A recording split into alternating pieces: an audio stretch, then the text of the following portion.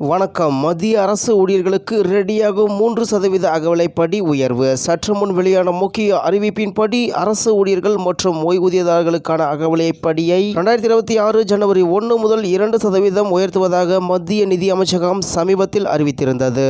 செய்தியை முழுமையாக கேட்கறதுக்கு முன்னாடி நம்ம சேனலை சப்ஸ்கிரைப் பண்ணலாம். சப்ஸ்கிரைப் பண்ணிக்கோங்க. மறக்காம பெல் பட்டனை கிளிக் பண்ணிக்கோங்க. அப்பதான் நம்மளுடைய அப்டேட்டட் நியூஸ் உங்களுக்கு உடனுக்குடன் வந்து சேரும்.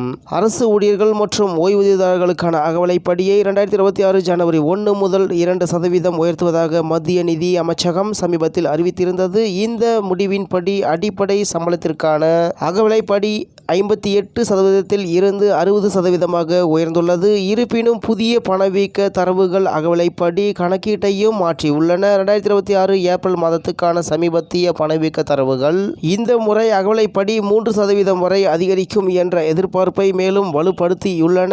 அவ்வாறு நடந்தால் அரசு ஊழியர்கள் 60% அகவிலைப்படிக்கு பதிலாக 63% பெறுவார்கள்.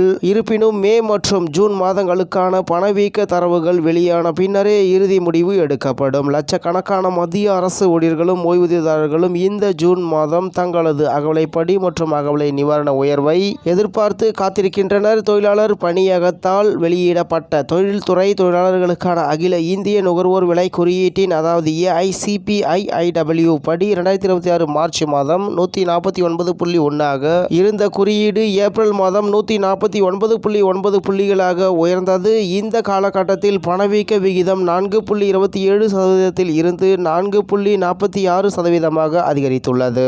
இந்த புள்ளி விவரங்களே அகவிலைப்படி உயர்வுக்கு அடிப்படையாக அமைகின்றன. மத்திய அரசு 12 மாத சராசரி AICPI-IW தரவுகளின் அடிப்படையில் ஊழியர்களின் அகவிலைப்படியை கணக்கிடுகிறது.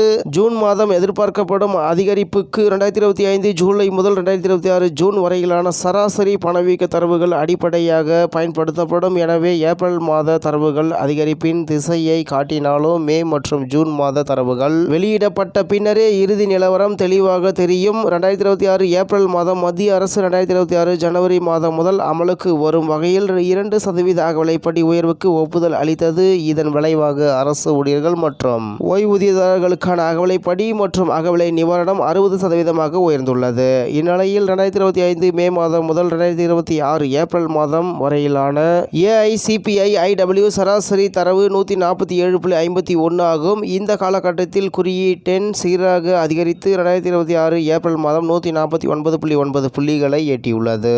இந்த உயரும் போக்கு ஊழியர்களுக்கு 3% அகவிலைப்படி உயர்வு கிடைக்கும் என்ற நம்பிக்கையை ஏற்படுத்தியுள்ளது என்று தகவல் வெளியாகியுள்ளது என்பது குறிப்பிடத்தக்கது.